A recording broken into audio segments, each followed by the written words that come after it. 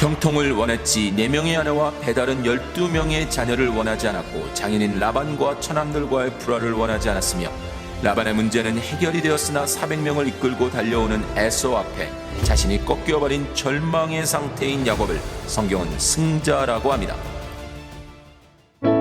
시대를 초월하는 성경 말씀 시초성말 원스토리 12강 창세기 27장에서 35장을 중심으로 야곱 2.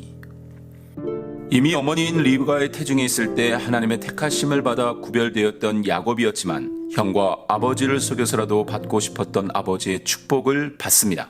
그리고 그 축복으로 말미암아 도망자가 되어 베델에서 하나님을 만나지만 아직은 하나님을 삶에서 인식하고 인정하지 못하기에 삼촌 라반의 집에서 사랑하는 여인 라헬과 함께 행복한 시간을 보내느라 자신이 무엇을 해야 하는지, 자신이 어디에 있어야 하는지를 잊고 지냅니다. 그리고 마침내 하나님의 간섭하심 속에 아버지의 축복으로 형통해야 할 삶이 점점 더 사방이 막히는 환경이 되자 마침내 삼촌이자 장인인 라반의 집을 떠납니다. 아니, 도망을 칩니다. 내 조상의 땅, 내 족속에게로 돌아가라. 하나님은 가나안 땅만을 고집하십니다. 아브라함에게도 이삭에게도 그리고 야곱에게도 반복하십니다. 여호와께서 야곱에게 이르시되 내 조상의 땅 내 족속에게로 돌아가라. 내가 너와 함께 있으리라. 왜 하나님은 이 가나안 땅에 하나님의 백성을 두려워하시는지는 계속되는 원스토리 여호수아 편에서 살펴보도록 하겠습니다. 야곱은 레아와 라헬을 불러 장인인 라반 때문에 힘들었던 자신의 고생스러운 시간들을 불평합니다.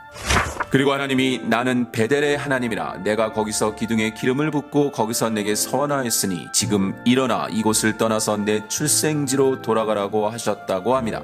그리고 레아와 라헬의 동의를 얻어 라반의 집을 떠납니다. 야곱이 하나님의 말씀에 순종해서 떠난 길이라기보다는 하나님이 그를 이끌고 나오시는 모양입니다. 야곱은 자신의 환경이 안팎으로 어려워지자 라반의 집을 떠날 수밖에 없었는데 아직 그의 마음에는 꼭 베델로 가자는 아닙니다. 베델로 돌아오는 길. 자리반 타이반 이제 베델로 돌아오는 야곱입니다. 그러나 아직 마음으로 순복하고 있지 않기에 그 길은 결코 순탄하지 않을 것입니다. 그리고 야곱이 베델로 오려면 넘어야 할 산이 몇 개 있습니다. 뒤에서 쫓아올 라반과 앞에서 위협할 에서에 하나님이 결정적으로 준비해 두신 세겜성까지 말입니다. 물론 하나님은 하나님의 사자들을 통해 그 길을 지키실 것입니다. 라반의 추격. 이미 라반의 아들들과의 불편함이 있었던 야곱은 형 에서를 피해 도망쳤듯이 다시 라반과 그의 아들들을 피해 도망을 칩니다. 이번에는 혼자가 아니라 4명의 아내와 11명의 아들의 딸이 1명입니다. 그리고 이들의 도망 사실을 3일 후에 안 라반이 7일 길을 쫓아가서 야곱의 일행을 만납니다. 야곱도 야곱대로 할 말이 많았겠지만 라반의 입장에서도 야곱뿐 아니라 두 딸에 대해서도 배신감을 느꼈을 것입니다. 그런데 이번에도 아브라함을, 이삭을 그리고 야곱을 지금까지 지켜오신 하나님이 또 중재하십니다. 이미 라반이 야곱에게 도착하기 전에 하나님은 라반의 꿈에서 라반에게 너는 삼가 야곱에게 선악간에 말하지 말라고 하십니다. 라반도 자신의 섭섭함을 털어놓지만 자신의 우상인 드라빔만을 찾다 야곱의 불평을 듣고는 야곱과 언약을 맺고 돌아가게 됩니다. 하나님이 지키시면 세상의 왕도 사단도 하나님의 자녀를 어찌할 수 없는 것입니다. 이제 야곱은 베델로 돌아가는 여정의 작은 산을 하나 넘었습니다. 에서를 만날 준비. 야곱이 특별한 사람이 아닙니다. 야곱의 잔깨도 속임수도 머리회전도 그리고 세상을 살아내는 처세술도 결국 우리의 삶의 단면들입니다. 야곱은 자신의 고향이자 하나님께 서원했던 곳 베델에 가까이 오며 형 에서를 맞이할 준비를 합니다. 형이 두려웠기 때문입니다. 첫째, 형 에서의 동정을 살필 정탐꾼들을 보냅니다. 그들의 입에 내 주께 은혜 받기를 원합니다 하는 사탕 같은 말을 넣어서 말입니다. 그런데 돌아온 소식은 에서가 400명을 거느리고 야곱이 있는 곳으로 온다는 절망에 가까운 소식이었습니다. 둘째, 에서가 온다는 소식에 야곱은 자기와 함께한 동행자와 짐승을 두 떼로 나눕니다. 에서가 한 떼를 치면 남은 한 떼가 피하기 위해서였습니다. 셋째, 이젠 그동안 찾지도 않던 하나님께 기도도 합니다. 한마디로 하면 하나님, 할아버지 그리고 아버지 하나님 저에게 이 땅으로 돌아오면 은혜 주신다고 했으니 물론 지금까지 주신 것도 많지만 제 간절한 기도는 형 에서의 손에서 절 살려주세요. 너무 두렵습니다. 하나님이 분명히 제게 반드시 내게 은혜를 베풀어 내 씨로 바다에 셀 수 없는 모래와 같이 많게 하리라고 했잖아요. 인 것입니다. 이 얼마나 자기중심적이고 성의 없고 어린아이와 같은 기도인지 모릅니다. 그런데 야곱은 기도는 그렇게 해놓고서도 형 에서의 감정을 풀기 위해 예물을 챙깁니다. 적지도 않은 예물. 야곱이 지난 20년간 낮에는 더위와 밤에는 추위를 무릅쓰고 눈붙일 겨를도 없이 수고해서 모은 그 재산에서 예물을 나눕니다. 그리고 그 예물을 다시 셋대로 나누고 전략적으로 거리를 두고 에서에게 보내 야곱의 일행보다 먼저 가도록 합니다. 그들이 에서에게 할 말도 다 넣어줍니다. 그런데 그래도 마음이 놓이지 않으니 밤을 지내다 아내들과 아들들과 소유를 야복강을 건너가게 하고 홀로 남습니다.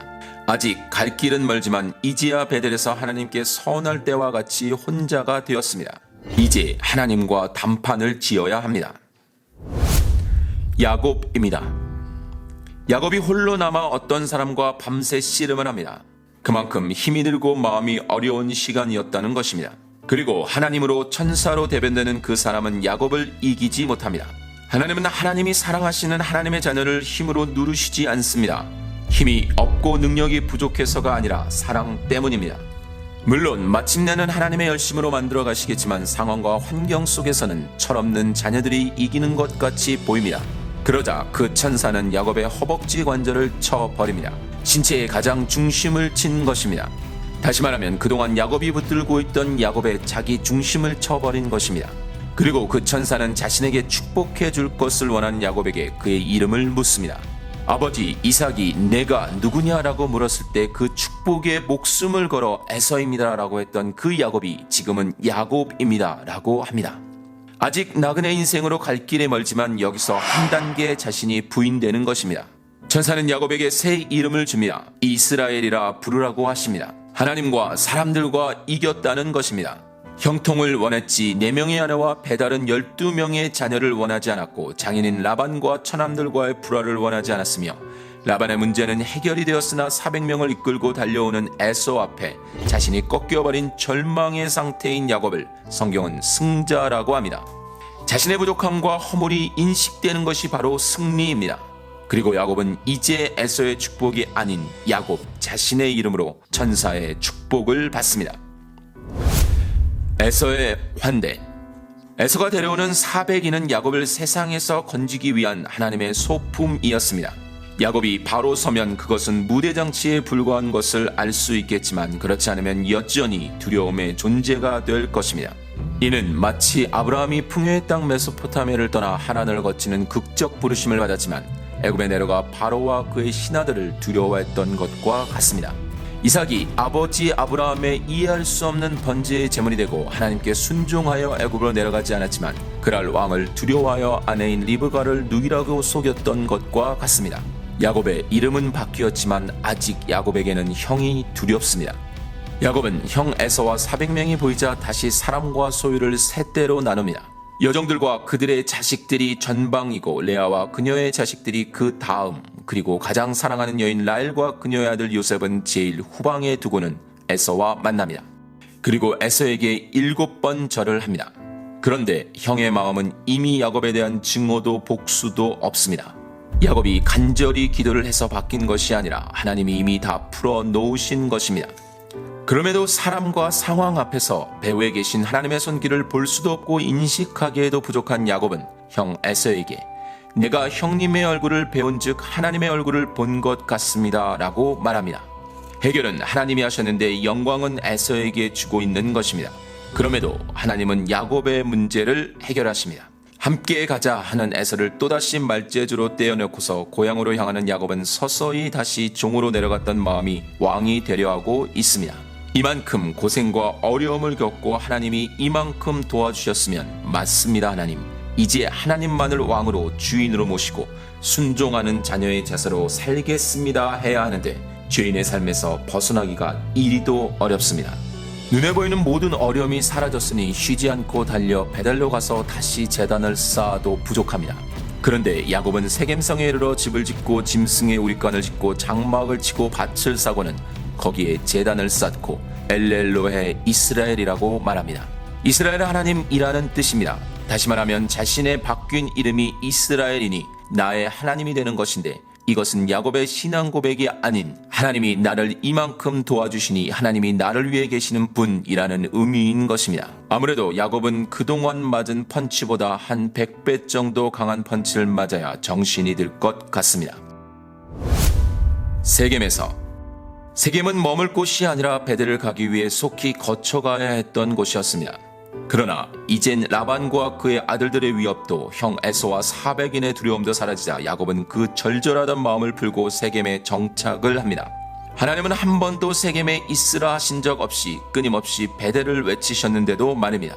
그리고 마침내 세겜성에서 그의 외동딸 디나가 세겜의 딸들을 보러 나갔다가 야곱의 밭을 샀던 하몰의 아들들 중 하나인 그 땅의 주장 세겜에게 강간을 당하게 됩니다.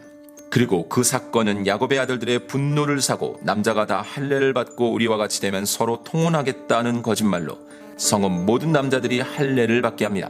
그리고는 시몬과 레위가 칼을 가지고 몰래 들어가 모든 남자를 죽이고 디나를 데려옵니다. 그리고 야곱의 다른 아들들이 성읍을 노략하는 피해 복수를 하게 됩니다. 야곱은 거쳐갈 곳에 머물러 처절한 징계를 당하고 있는 것입니다. 이제 야곱도 더 이상은 버틸 수 없습니다. 여기까지입니다. 베델로 가서 제단을 쌓으라. 이때 하나님이 나타나 말씀하십니다. 정말 기다리시고 인내하시고 마침내 야곱의 두 손과 두 발을 다 들 때까지 지키시고 지켜보시다 다시 말씀하십니다. 이것이 바로 하나님의 열심입니다. 하나님이 야곱에게 이르시되 일어나 베델로 올라가서 거기 거주하며 내가 내 형 에서의 낯을 피하여 도망하던 때에 내게 나타났던 하나님께 거기서 제단을 쌓으라. 내가 내 형 에서의 낯을 피하여 도망하던 때에 나에게 서원했던 그대로 그곳으로 가라는 것입니다. 무서우신 하나님이십니다. 하나도 잊지 않고 계십니다. 결국 야곱은 이제서야 그의 자녀의 신분, 죄인의 삶을 정리합니다. 야곱은 함께한 모든 사람들에게 이방 신상들을 버리라고 합니다. 랄뿐 아니라 많은 사람들이 하나님도 섬기고 또 이것저것 품고 있었던 것입니다. 요즘과 다를 것이 없습니다. 그리고 자신을 정결하게 하라고 합니다. 목욕하고 씻으라는 말보다는 영적 신앙을 회복하라는 말입니다. 또한 의복을 바꾸어 입으라고 합니다. 옷을 갈아입으라는 말도 되겠지만 옷은 곧 삶이므로 우상도 버리고 신앙도 회복하고 삶을 바꾸라는 것입니다. 그리고 외칩니다. 일어나 베델로 올라가자. 내 환난 날에 내게 응답하시며 내가 가는 길에서 나와 함께 하신 하나님께 내가 거기서 제단을 쌓으려 한다고 말입니다. 하나님도 대단하시고 야곱도 참 질긴 시간들이었습니다. 결국 그들은 그들이 감추어뒀던 모든 이방 신상들과 우상의 재료가 되는 귀고리들을 세겜에 묻고 떠납니다. 이것이 바로 결단입니다. 말만 하는 것이 아닌 묻어버리는 것입니다. 그러자 하나님이 고속도로를 만들어 주십니다. 사면 거울들을 두려움으로 붙드셔서 야곱 일행을 건드리지 못하는 편파적인 일 진행을 하시는데, 이와 같은 하나님의 자녀 편들기는 앞에서도 여러 차례 반복되었고 앞으로도 계속해서 나올 것입니다. 그리고 마침내 결국 베델에 이릅니다. 그리고 제단을 쌓고 하나님의 이름을 부르는데 엘렐로헤 이스라엘, 즉 나의 하나님, 나를 위한 하나님이 아닌 엘베델, 즉 베델의 하나님을 부릅니다. 자신이 주체가 되던 자리에서 내려온 것입니다. 그리고 마침내 하나님의 복을 받습니다. 하나님은 그에게 복을 주시고 바로 내 이름을 다시는 야곱이라 부르지 않겠고 이스라엘이 내 이름이 되리라고 하십니다. 야곱이 그렇게도 받고 싶었던 세상의 축복이 아닙니다. 세상 것은 이미 오던 길에 상당수 형 에서에게 주었고 우상도 귀고리도 다 묻었습니다. 하나님은 한 백성과 백성의 총회가 내게서 나오고 왕들이 내 허리에서 나온다 하십니다. 야곱을 통해서 이룰 한 민족의 출발을 말씀하시는 것입니다. 그리고 다시 아브라함과 이삭에게 준 땅 가나안을 야곱과 그의 후손에게 준다 하십니다. 야곱의 생전에는 그 어느 것 하나 손에 잡고 누려볼 것들이 없습니다. 그런데 성경은 하나님이 야곱에게 복을 주었다고 합니다. 야곱은 진짜를 하나님으로부터 받았기 때문입니다.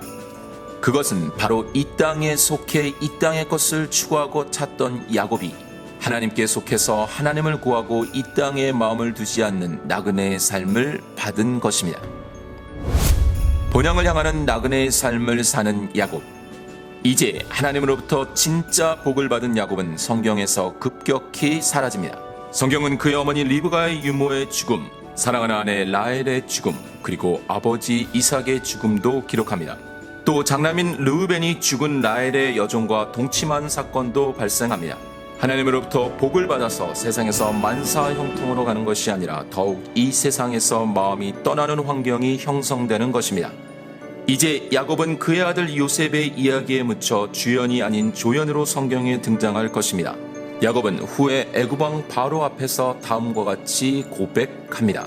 내 나그네의 길의 세월이 130년이니이다.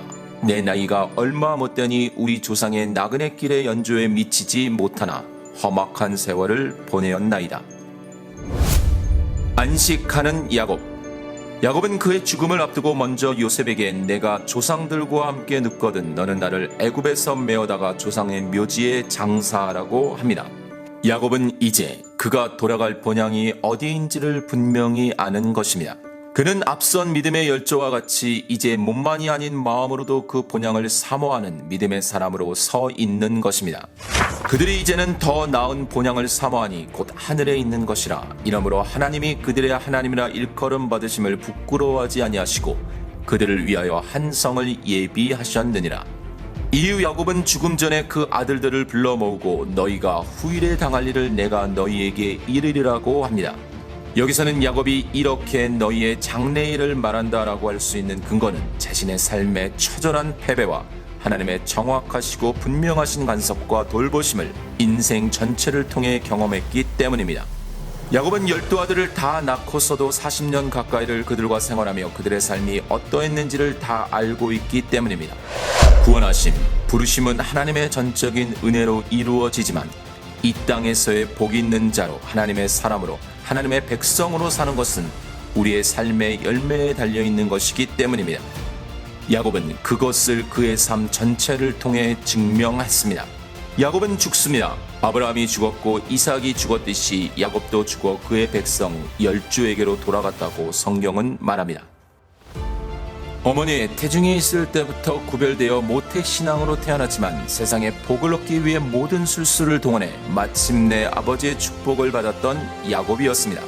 그리고 결국 그 축복으로 말미암아 인생의 험악한 세월을 살아야 했던 야곱이었습니다.